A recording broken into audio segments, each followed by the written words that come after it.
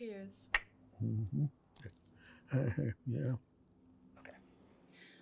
My name is Nana Adusei-Poku, and I am here with Melvin Edwards. Okay. Melvin Edwards is my name, and thank you, Nana. I'm curious, what sparked your love for art in the first place? The earliest memories I have are two.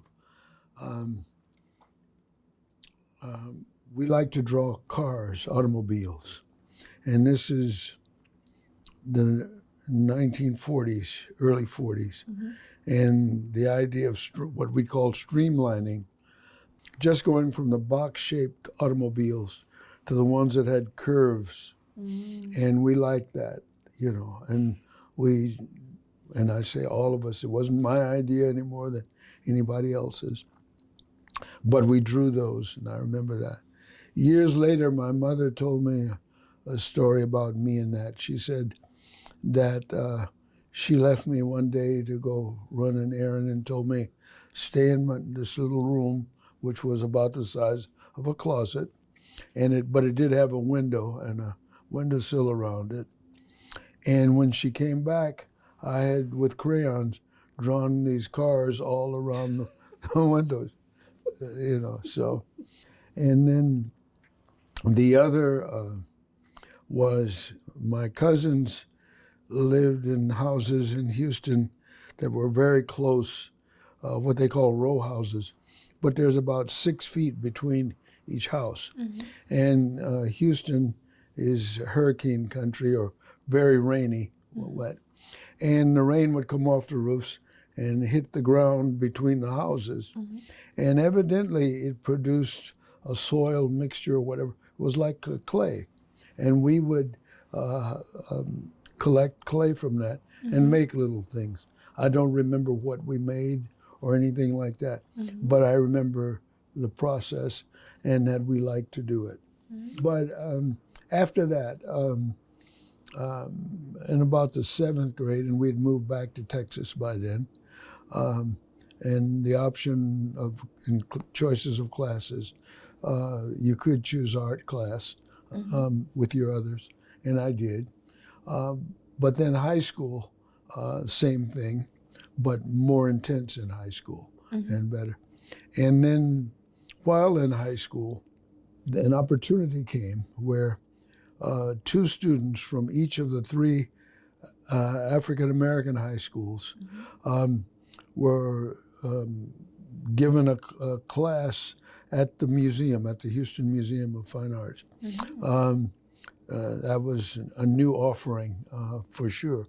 And so 2 of us from my high school, Joe Louis Johnson and myself, would leave school early, I think it was Mondays, and go there. And the best thing about it, the instruction wasn't anything better than my high school teacher, who, by the way, was named Mrs. Ethel Ladner, and I remember her well. The teaching wasn't better, but the exposure to the museum and being able to see all of the variety of work that was there, that was special. And I had some experience seeing stuff in museums in Ohio and Dayton before. So the idea of seeing things and knowing they were good or interesting, that kind of thing. I think it's just that art always comes from life, and whatever it is thoroughly mixed. In terms of extenuating influences, in high school, Mrs. Ladner, who'd had her master's degree from the University of Iowa, which is where people like Elizabeth Catlett, and others had gone. They may have known each other. I don't know if they did or not. But she's the one who introduced us to the idea of murals and the ideas that abstraction was a dynamic that we could develop, So art per se, okay, that shows up, as I say, about high school. Mrs. Ladner also was extra encouraging. She knew that me and 2 or 3 of the other students were maybe more interested. And this is the time of legal segregation of the schools. But they had a lot of art supplies, a lot of paper and stuff.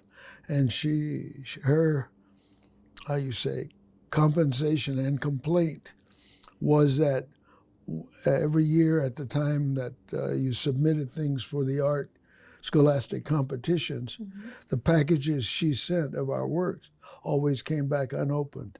And she knew they hadn't been opened because she sealed them a certain way, and you had to break those seals to open them, and they came back unopened, so she knew. Anyway, the last year, they evidently had opened the seals because my schoolmate Joe Louis Johnson won one of the national prizes and that kind of thing. So, you know, they had ways of doing it. And she said, the school board doesn't do much for us, but they give us lots of paper. Take as much as you want home, in large sheets of paper. So we got to draw a lot more than we might have otherwise. And between copying whatever we saw, you know, pen and ink or this or that. And I used to sit on the roof of the garage at our house and draw the sunsets and landscapes, you know, and stuff. Do you still have those? Oh, no. No. Because it sounds as if your parents were very appreciative of art as well. Yeah, oh yeah. No, in fact, the first easel I had, really, my father made it. He didn't make it for me. The stories, I've told the story before, somehow people say he made it for me. No, he made it for himself. He had a friend, they worked together at, I can't remember the place, but the friend was an amateur artist, Mr. Gilbert. I can't remember his first name. But, so Dad got interested himself, and he came home with this little easel he had made, and he proceeded to try and paint a picture of himself and my mother.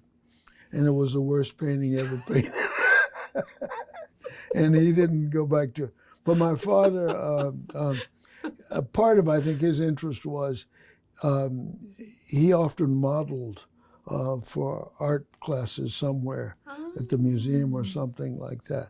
Well, Dad was, you know, the kind of physical specimen that if you wanted a male model, I mean, I would know this from later, he would have been very good for it. So, you know, yeah. But, and, you know, he was interested in things, but certain things worked out and certain things didn't. You know, I was the typical student. You take world art history, you take history of painting, sculpture, architecture, because that's what the classes give. And then you have what touches you and, you know, impresses you from time to time. And then you do your own drawings related to school and work, and you also do the stuff that you do. You mentioned already influences. And I have a longer note here because at a certain point in your career, you started to refuse to talk about influences and instead proposed to utilize the term corroborations and recognition. Do you mind sharing a little bit about? Yeah, because people tend to think that and presume it's the individual, you know, that influences and I don't say it can't happen that way, it can, but what I'm remembering going back was more my interest. It seemed to me a process would be the interest. You know, if you want to say Leonardo da Vinci was an influence, because, you know, that in all the books of that period, well, those are anatomy lessons, and they do talk about composition and this and that. Well, do I say Leonardo da Vinci is an influence? But I don't, you know, I think that's far-fetched. But those principles are passed, you know, through everybody.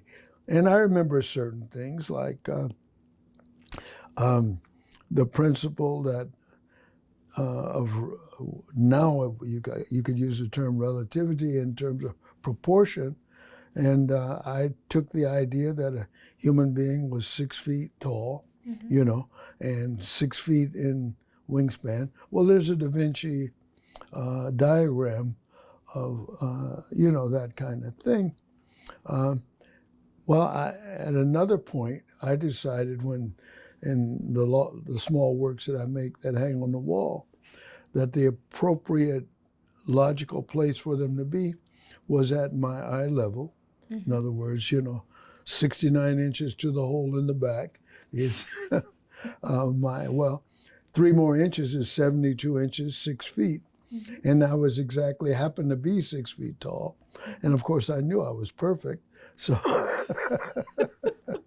another idea that came out of that was that a circular space would be better for the presentation or of that kind of work.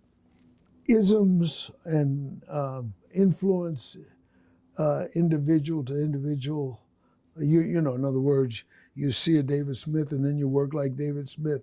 That just didn't happen. If you got to run through the package of experiences and call them influences, I'd say they were the environment of my growing up. And the university years, they gave me various things. And in '59, I was taking a sculpture class back at the USC because I'd gone back there. And one of the graduate students, George Baker, was welding. And I saw that and I was curious about it. And so I asked him and he said, okay, I'll show you how. He laid out 6 pieces of steel, showed me how to join them. And he said, don't bother me anymore because I'm working on his own graduate exhibition.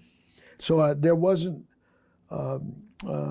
sculptural imagery to learn from him or learn from them, but rather just the mechanics of that, which you always need, you know. And anyway, and I was an abstract, I had evolved within my own personal painting into abstraction, trying to find something for myself in directions that way.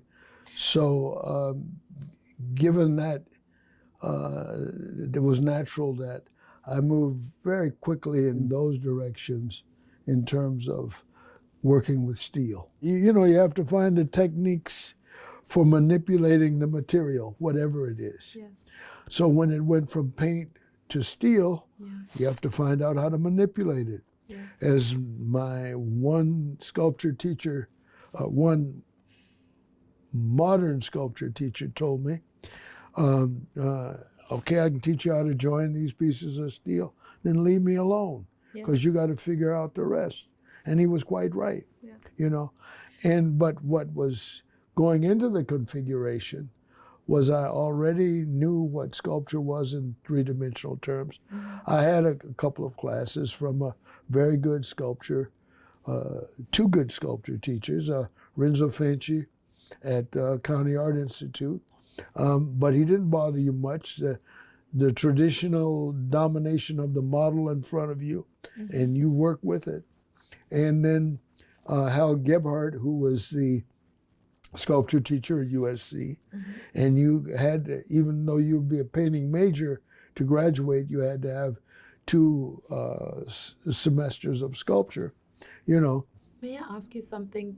2 things about that. One is that sort of move away from figuration to abstraction.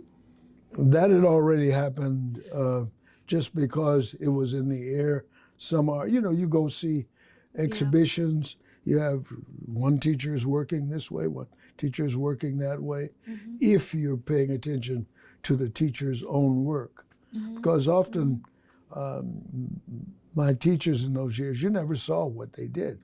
But when I got to USC, a couple of them were well-known artists. Francis Dieterle was a very strong figurative artist. The man who replaced him, Hans Burckhardt, Yeah. was strongly abstract and was a friend of de Kooning's and Gorky. And the three of them were young. He told his life story often, in his case. He, de Kooning, and Gorky were immigrants in the New York area. Burckhardt from Switzerland, Gorky from Armenia, and de Kooning from Holland, I guess, yeah. But, there was nothing in that. And then, of course, in the books, there was Picasso, et cetera, Klee, all of them. So all of this was just, it was there as information, and abstraction could be in any direction. In other words, there was no imitating, or at least from my point of view, when the principles of that abstraction meant one started with figuration and changed it to other interesting visual, things. And you played with the composition that the organic world was one thing, but the geometric world was another. And I was not particularly good in mathematics. It took me 5 semesters to get through 3 semesters of algebra, so we can take that away, compared to other people. But on the other hand, all of it was potential resource. That's how I can look back at it. In other words, I didn't see barriers.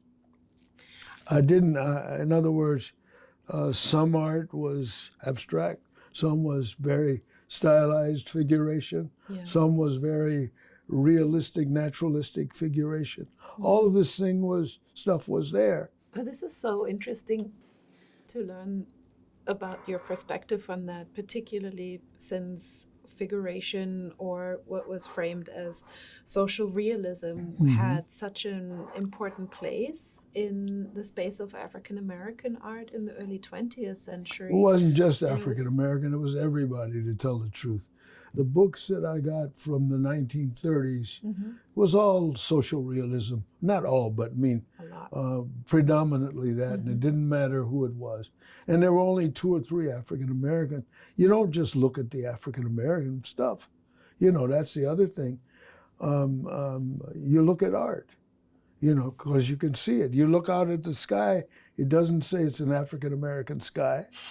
It doesn't say it's a white man's sky. Most realities, you just live through them. You're not conscious of them as movements and this and that. Segregation was just automatic. You didn't have to think about segregation or not. No, it was. So it's like, you go to get a taxi, there's the taxi. You're a black person in Houston and you want a taxi, you use crystal white, not yellow cab. Would you still say that, how did all of those experiences, or this living through, how did those manifest in your work? I didn't think about it. I wasn't trying to paint black or not black. I was trying to paint. I mean, it is interesting that you're saying an American experience. Well, that's where I was. Well, I wasn't anywhere else. I hadn't lived in no other country, and I hadn't been out of the country yet. So what other experience could it be? Later on, when I understood about muralism and painting and stuff, then Orozco and them became very important. And for me, I preferred Orozco to Rivera and the others, and Siqueiros, those two. Siqueiros because he was the more experimental one, and Orozco because he was the more expressive one. Rivera was a bit mundane for me because, he was trying to get in all the information and facts, so. I mean, all of them had qualities that were, but those were the distinctions that I used for my thinking. That's what I'm saying. So, I mean, after that exhibition in '65 at LACMA, Hmm. you made an incredible rise. Like you were exhibiting at the Whitney Museum as one of the first Black Well, I artists. moved.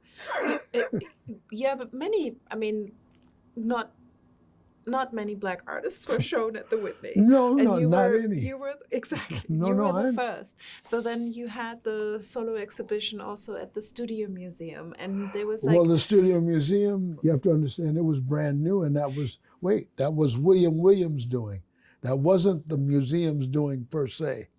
You're right. A lot of things were boiling, bubbling, and coming up here and there. an exceptional in your case as Well, well. no, not just my case. I mean, you can't read it that way through me. That's true. Mm-hmm. But you have to understand that I'm not the whole situation. I'm in the situation. Mm-hmm. Okay. Mm-hmm. And so some of those things happen because I'm there when nobody else is there at the time. I moved in January 10th of 1967. I got in my station wagon and drove across the United States and landed in New York. What was the pull? What was the pull? Mm-hmm. Well, the art world Mm-hmm. per se was New York. Mm-hmm. It wasn't, and I was already in Los Angeles. And Los Angeles was dominated by Hollywood Mm-hmm. and Hollywood's dynamics, which was fine. I worked in the film industry at Graphic Films for about 3 years, and then I worked at the Peterson Company, both cases delivering films, but also interacting with the people that worked there. Mm-hmm. Graphic Films, which is a animation house, and was very important to me. I would say it was my graduate school Mm-hmm. in terms of knowing people who had graduated in visual art but were involved in filmmaking in a variety of ways, both animation and full camera kind of productions. And so I began to learn things about film, about visual art as cinema, the duplication material of the time was Xerox. Mm-hmm. That was it. We needed, because of storyboards for the films that were being made at Graphic Films, whose owner was Lester Novros, the father of the visual artist David Novros. And David had been a student at USC when I was there, though he was 5 years younger, so his beginning years were my last year kind of thing. But we knew each other, and that was how I got the job driving delivery for his father. I needed a job, any kind of job. Yeah. Well, yeah, but You had anyway, family. yeah, so it worked. But once I was there, the interaction, because everybody there had been to art school, were people who were aware of art. Also, the post-war cinema of Europe was just hitting the United States. So everybody was talking about this film and that film and how you made film. And because I was taking film to the labs and interacting with all the equipment and meeting everybody, I was getting a world of information. Some of the experimental filmmakers, I can't remember their name, but I remember taking film that had been sent to the Graphic Films, taking it back to him and him handing me film and sitting back, and we stop and talk for a minute and realize we could, talk. Anyway, just a lot of things. It was an environment. That's what I would say. It was an environment, and New York was more well, art and no, I would just say New York had the gallery world. That was the gallery museum world dominated. I was meeting in LA the artists who were coming in residence for Tamron, a printmaking situation there, because when I worked for Graphic Films, and then the Peterson Company was in Hollywood, and Tamron was in Hollywood, and I met Leon Golub, Richard Hunt, George Sugarman, Louise Nevelson. Of the ones that got close in that period, I'd say was Sugarman and Richard Hunt.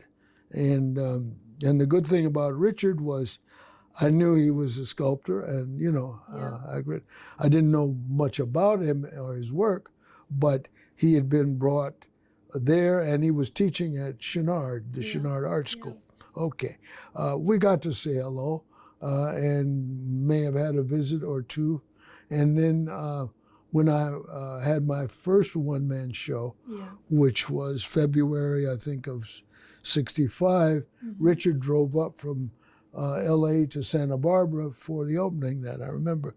And we stayed in touch. When I came to New York in '66 to see if I could function in New York, and I stopped in Chicago and spent a day, and he and I talked it over because I had wondered why he hadn't moved to New York, given the attention his work had gotten. And he just explained that it felt more practical, and he could do New York from where he was in Chicago. And I'd say he made a very wise decision, but I had other fish to fry, as they say. I had to try it the way I did. And Chicago was his hometown. Yeah. He grew up in it, he already knew it. And Chicago was in New York for the most of the country. See, all over the country, there were teachers, like in L.A., who had gone to the Art Institute in Chicago. And when I got to New York, any number of artists who were significant, like Leon Golub, etc., they'd gone to the Art Institute in Chicago. So there are multiple centers of dynamics in the U.S., but since I was in high school, I always knew you go to New York, you're going to have a good life, and this is not about family or anything, just you're going to have a good life, you're going to hear jazz and music, and and you're going to be an artist. But how did you, so with those realities, like how did you experience the sort of possibilities to exhibit? I didn't pay a lot of attention. Sometimes things were just going on. It was Mac Doty, who did my exhibition. And Doty wanted the Lynch fragments, actually. That was what he wanted. But I had started to develop these ideas of geometry and barbed wire and space. And I had already, with the fragments, started to do some suspended other kind of constructions. Anyway, and so we agreed, and I did the barbed wire exhibition. The politics in the United States heated up enough that Time magazine decided to do an issue on African Americans. And it happened that my show was up at the Whitney at the time. So perfect timing and good luck, you'd say. So here's a picture of me and the barbed wire and the chains. How many symbols can you throw together if you want to talk about race, politics, and contemporary life, than that. I met in the period right after I got in '67, any number of people, Jack Whitten and William Williams. The way I met William Williams was I was taking photographs of the work of George Sugarman for his exhibition at Fishback in '67. And George and I became friends. But more than becoming friends, what I saw was in his work an understanding of color and form that I hadn't seen in other works. And I was right. He was ahead and still a little bit more individualistic in that respect. So other people painted things, but I thought he's never been given the credit for the quality that he had and presented at that point. So this is a moment where, or where I see in your thinking and being really like living the larger sort of idea of the African diaspora. And this also resonates so much with some of the pieces that you dedicated to some of these artists, some of the, what is it? Asafo Krano, yeah. Asafo Krano, you even use Asante tree, or actually Fante tree in this case. But and yet there is not necessarily a push for, as many of your contemporaries did, for like a sense of Africanisms or so, but it's more, you talk about direction, or, it's always about principles. Space and principles, exactly. Yeah. The first trip to Africa was 1970. By then, I was teaching at the University of Connecticut, and summer was coming, and I'd applied to the university for a grant to go to Africa, because my friend Herman Bailey had been working in Ghana, had to leave because they deposed Nkrumah, and so he and Du Bois and all of the people related to that move, Herman would send me letters from Ghana, stuff like that. In Ghana in the mid-'60s, in support of the Afro-American struggles against segregation, they did marches in Ghana. He had a torch in his hand, which was a piece of paper burning, but it was my friend, schoolmate, artist, who was in Ghana, who was teaching art, and was, so there was connection, direct, aside from knowing your family or your history and that kind of thing. Okay. So for 6 weeks, this organization of the two universities was called Educators to Africa, was sponsored by the U.S. government, and we were in 4 countries, Ghana, Togo, Dahomey, which is now Benin, and Nigeria. The first 2 weeks were in Cape Coast, and we were housed at Cape Coast University, and that was my introduction. We were there for 2 weeks, then we went to Kumasi and stayed at Tech, and I remember because one of the rooms that I was in, it had places for blueprints and things like that, because engineering and stuff was that. Also, I met an artist student, but he was more like a graduate student, I would say. But he was from Nigeria. And we talked. And when he realized that I was really an artist, possibly, and stuff like that, he said, there's someone you ought to meet. And he introduced me to Nana Osei-Bonsu. And Nana Bonsu was in his 70s then. And he took me where he had a group of carvers, who carved Akwaba and, stuff like that. And I think I bought one and, that kind of thing. But we just had a good talk. When I got to Ibadan, and I was at the university, because we were staying in university situation, I run into this man. It turns out to be Demas Nwoko, and he's, we have good conversations and stuff.